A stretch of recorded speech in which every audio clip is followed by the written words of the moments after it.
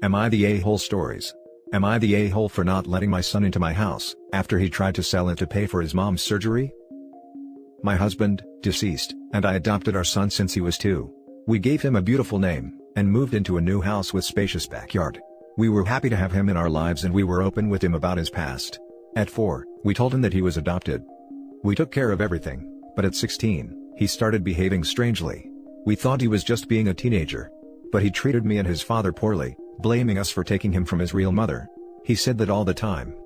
He distanced himself from me and stopped calling me mom.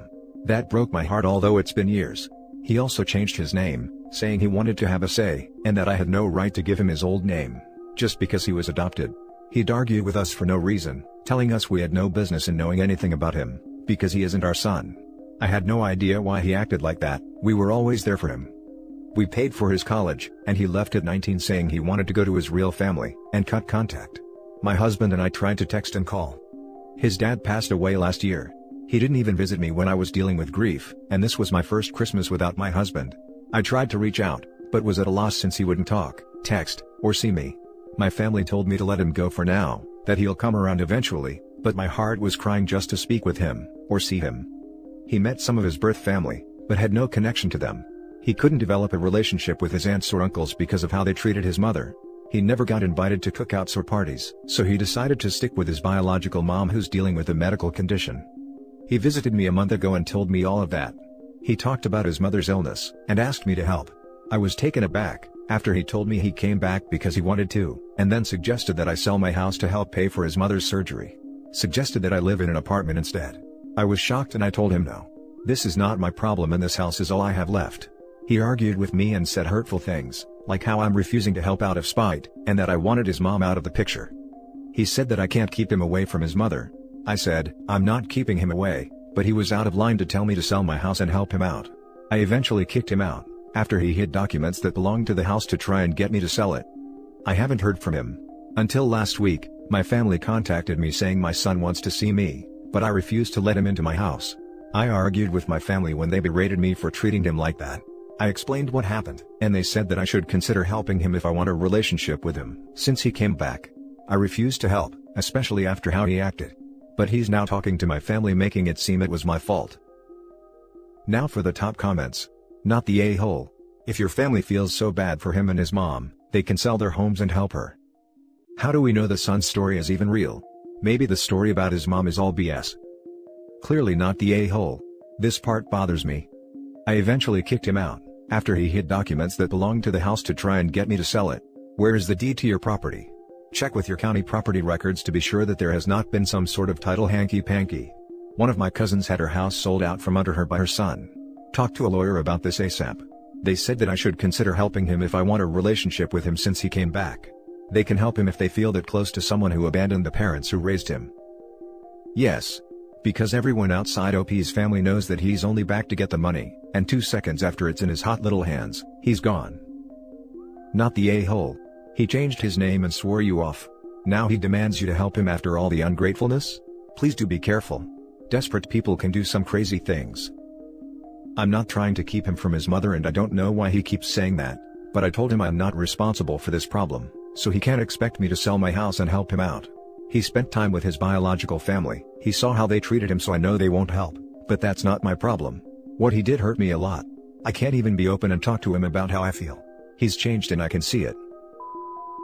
Now for the next story. Am I the a-hole for reporting my therapist after she disclosed information to my stepmom? I, 20 female, lost my mom in 2018 in a car accident. It was sudden, it was devastating, and I had no one to turn to for support. My dad married my stepmom a year later and I currently live with him preparing for medical school. I have to say, I'm not that excited to start, because I have a lot of unresolved grief and needed to talk. My stepmom has been trying to insert herself as a replacement for my mom, and it's very obvious. She's controlling and gets involved in every single aspect of my life. It makes me uncomfortable. I told my dad that I'll be seeing a therapist, and my stepmom said she'd take care of it. I have been in therapy for 2 months now. However, lately, I noticed my stepmom wanting to talk to me about things that I regularly bring up in therapy to my therapist. She'd bluntly ask questions about things I said in therapy. She at some point offered me money to talk to her. I stopped talking to her. But she started bringing up my mom during dinner. It's not easy to talk about my mom because it's very stressful and causes me to get emotional. When I asked how she knew, she admitted that the therapist told her. I was shocked. She went on about why I shouldn't hate her and respect her more and get rid of the negativity, and just accept and try to adapt to this new normal. I had no response, but I was mad. I yelled at her, and told her she had no right to police my words and get involved in my personal manners. My dad said I shouldn't yell, because my stepmom was just worried about me and wanted to make sure I was making progress in therapy. I left the kitchen. I decided to stop seeing my therapist, and the next day, I told her about what my stepmom said, and told her that I'll be reporting her for breaking confidentiality. My stepmom threw a fit and my dad told me to back down, and that I was free to stop going, but not cause issues and mess with people's careers and act out like that. I refused to listen to him and he's still telling me to stop it. He ignores how upset I am. Now for the top comments. Not the a-hole. Report her and get as far away from these people as you can. You should be able to talk to your therapist without worrying. Find one who doesn't know her at all. I'm so sorry. Exactly, not the a-hole. You need to report her in case she is doing this to other people. She broke conduct and confidentiality. If she didn't want to get in trouble, she shouldn't have blabbed to your step-monster in the first place. I would pretty much guarantee she is doing this to other people. Confidentiality is one of the most important cornerstones of therapy. To have that broken in this way, could be severely damaging. Obviously not the a-hole. Also, just report her without telling your dad and stepmom. It's not their business. At this point, I'm pretty sure the therapist will tell them. Not the a-hole. I studied psychology for 6 years, including 3 years looking at psychological therapies. They drill into us the importance of privacy and confidentiality. By breaking confidentiality, she put her own career on the line, and to be frank, you owe it yourself and her other patients to report her for that. She knows the rights and wrongs of being a therapist, and she made the wrong choice and should suffer the consequences. Otherwise, she'll continue to do this and get away with it. Your stepmom was way out of line and should have kept her nose out. If she wants your trust, she's doing a really rubbish job of earning that. If she wants a healthy relationship with you, she needs to go about it in an ethical way, and she also needs to understand that these things can't be forced. Your dad is also in the wrong for not seeing just how messed up your therapist and stepmom acted in this situation, and he's really let you down for that. The next story is titled, Am I the a-hole for not allowing my sister to move in with me? So I, 28 mil, am a pro athlete. For privacy reasons, I don't want to say which sport or which team, but I am decently successful, and own my own home. My current house is my dream house. It has a single floor, so it's not too big, but it has 3 rooms and a living and dining room. I have one room as my bedroom, I had the second room converted into a home gym, and I use the third room as a super good gaming room. Each of my specialized rooms are perfect for their purposes. My game room has a PC with a great monitor, a PS4, waiting on the PS5 upgrade, with a high-quality TV. My gym has great equipment and is perfect for the off-season. I also have a decent-sized yard, and 2 dogs with plans for a third. I have a decent-sized friend group whom I invite over frequently, and often have sleepovers with. This typically isn't planned, we don't drink, but we just talk a lot, and sometimes watch movies and end up falling asleep. Recently, my sister got into a college near where I live. When she told me the news, she told me how great it was that we're going to live together again. I told her I had no space, but she told me we could convert our gym into a bedroom for her, complete with a desk. This irked me because I love living alone. I like being able to get up and leave whenever I want. I like being able to watch whatever I want on the TV without judgment or scrutiny. I like not having to consider other people. Now, there are a number of examples I could give, where my sister is just a plain bad roommate. She doesn't exactly take care of other people's things when she borrows them, and she feels entitled to them if they're in the same house as her. She also has a habit of inviting people over without permission and forethought, which I obviously dislike. She is also a gamer, and would like to play games on my console and PC. I obviously do not want her to do that, because knowing her, she'd probably break it, or she'd grow so attached to it she thinks it's really her property at that point. There are 100 other things which she does which I don't like, but you get the point. Now, I told my sister all of this, and she started off on me. She started yelling about how because I play for a living, I should help out people who actually have to work for money. She told me that I need to care for my family. My parents are staying out of it, and saying that we're both adults and can figure this out for ourselves. They say if I don't let sis live with me, they'll pay for on-campus lodging, but she'd have to have a roommate, which she doesn't want. Am I the a-hole? Now for the top comments. Not the a-hole. I love how she doesn't want to live with a roommate, but it is fine to force you to have one. LOL, I have the feeling she'd be the type to say OP isn't my roommate, he's my brother, silly. Not the a-hole. She doesn't want a roommate, clearly hasn't spotted that she would have one if she moved in with you, which may mean she is assuming she can live as she likes, because family, plus there is the entitlement implied, by telling you how to rearrange your living space for her. Stand your ground, just maybe treat her with, clearly defined, visits and stayovers when she's local. The roommate at school would be sharing an actual bedroom, not a house though. Still not the a-hole, but that is probably the distinction she is making. Not the a-hole, your house, your rules. Now for the last story. Am I the a-hole for selling the family home that's been in my late husband's family since 1908?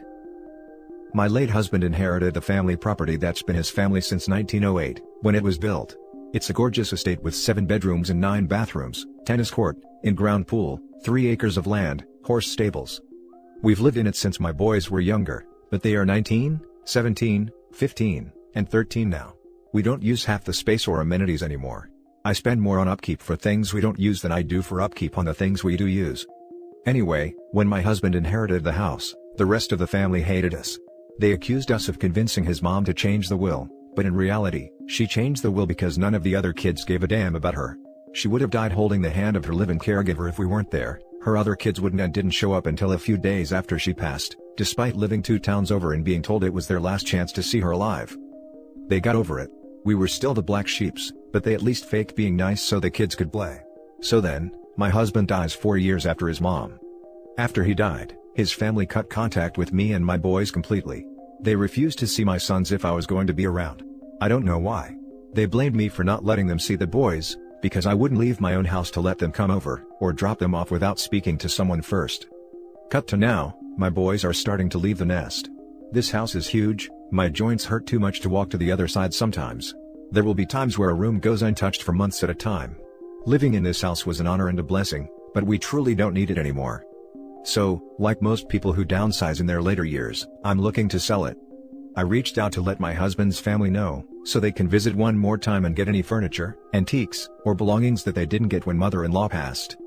Boy are they pissed.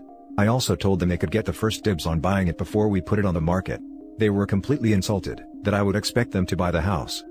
A family friend, childhood friend of my husband's, so he's friendly to all sides, said I'm not wrong for selling, but it ain't right to make them buy their mother's house.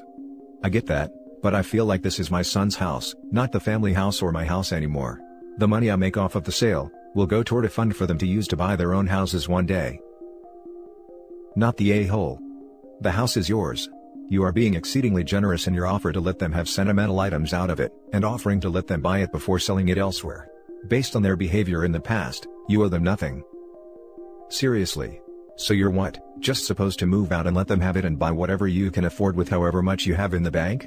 That would be a major favor even if you liked each other, but you basically only, barely, tolerated each other for the sake of the children.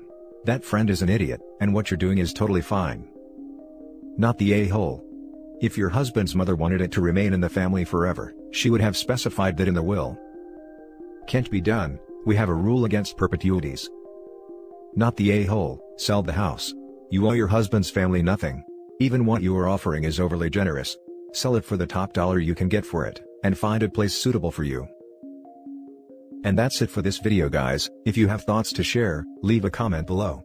Don't forget to hit like and subscribe if you like this content. I'll catch you in the next one. Good day everyone.